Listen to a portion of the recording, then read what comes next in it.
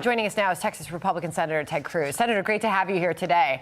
Jump on in here. I mean, this is a standoff between Abbott and the White House. Where does it go?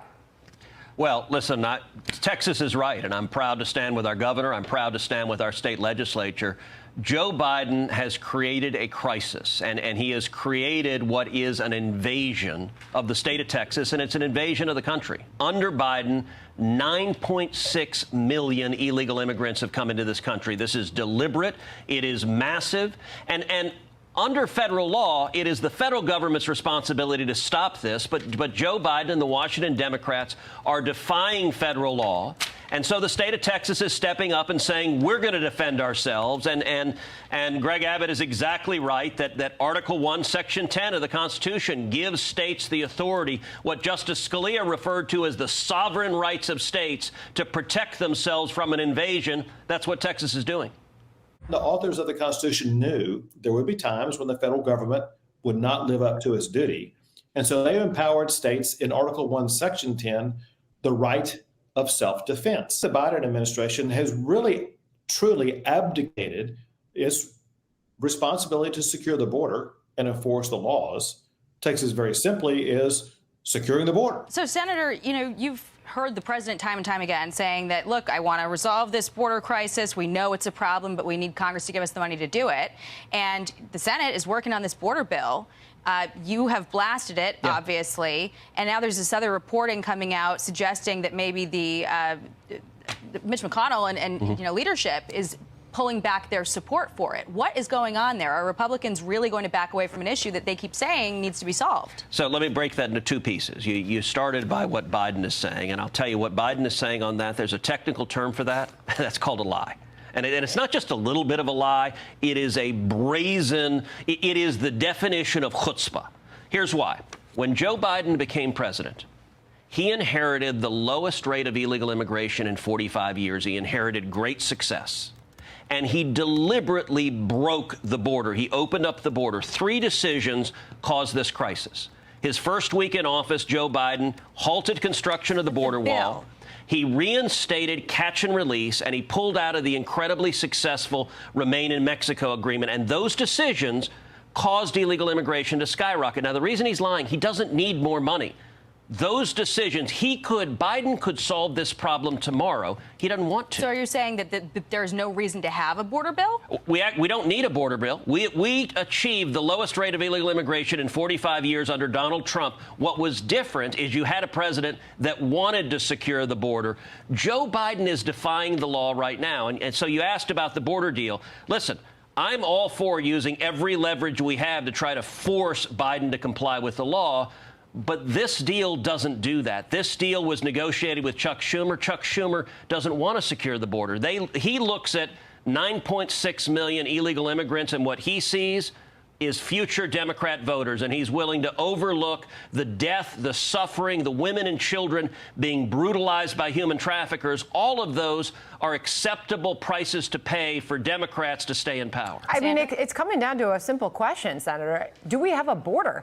Yeah. Martha put this to John Kirby on her program yesterday. Watch this exchange. It doesn't seem like there's a lot of fire in his belly, John, to stop people from entering. It seems that he's okay with the opposite. I don't think he's lacking any sense of urgency about the need for border security at all. You say there's no lack of urgency. He's been president for 3 years. He has taken some executive actions, but there's a limit to what executive action can do, and we really need support from Congress. Do we have a southern border?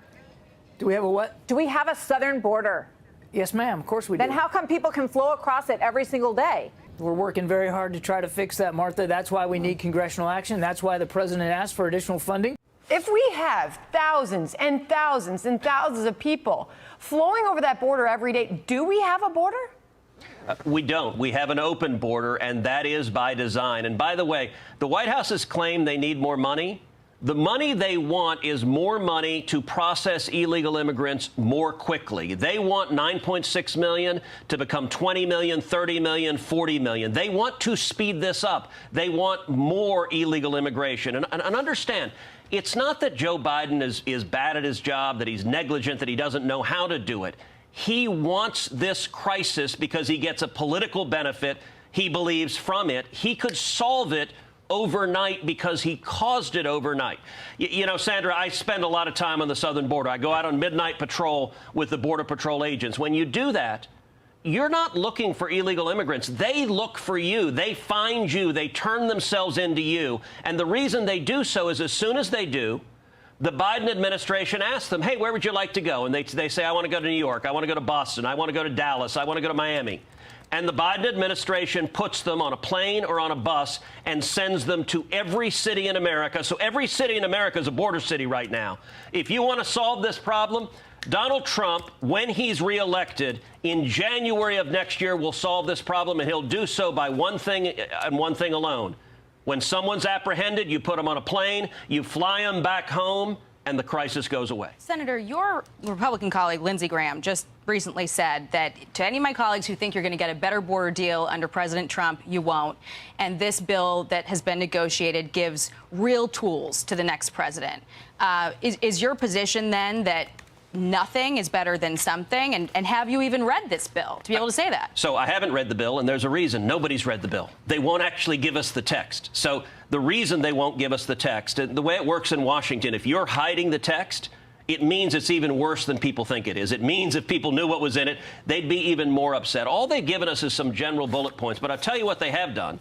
One of those bullet points is this effectively normalizes 5,000 illegal immigrants a day. 5,000 a day, that works out to over 1.8 million illegal immigrants a year.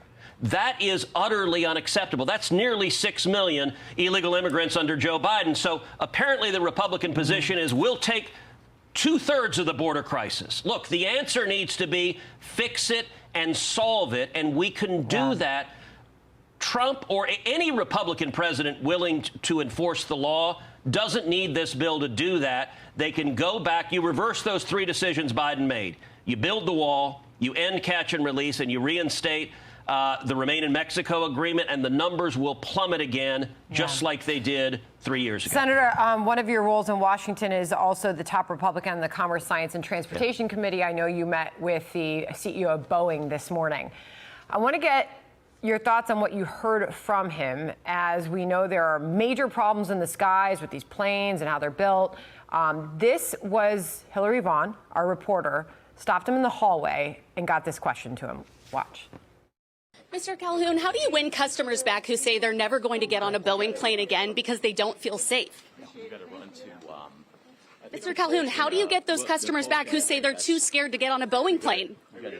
You don't have any words of assurance for customers who are too scared to fly on a Boeing plane? We believe in our airplanes. We field safe airplanes. Our people do. We have confidence in the safety of our airplanes.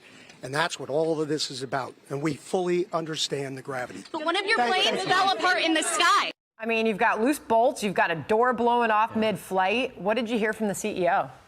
Well, I spent about an hour this morning meeting with the CEO in my office, and I expressed to him I'm very concerned. I think Texans and Americans are very concerned about the accident that happened on Alaska Airlines, a door blowing out of a plane while it's flying at 16,000 feet. It is a miracle that no one was killed in that accident. It's a miracle that there were not more serious injuries. Had they been at a higher altitude, everyone on that plane could have been killed. And the number one priority has to be protecting the safety of the flying public. And so the question y'all were asking there is critically important. I spent about an hour pressing the CEO that listen, Boeing needs to make certain that its manufacturing processes, that its quality control is excellent, because millions of Americans depend on it. When you put your family, when you put your kids on a plane, you need to be confident that your kids are going to be safe and secure. And I urged him, I said, this is a crisis for Boeing, and Boeing needs to respond with transparency.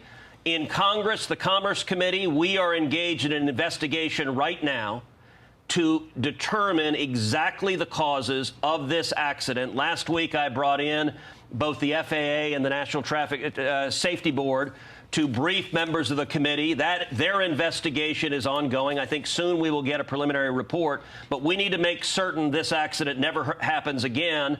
And Boeing, I hope they're taking it as seriously as they need to, Boeing historically is a great American company, and I want Boeing to continue being a great American company, but they got to make sure they're producing planes that are safe for the American people.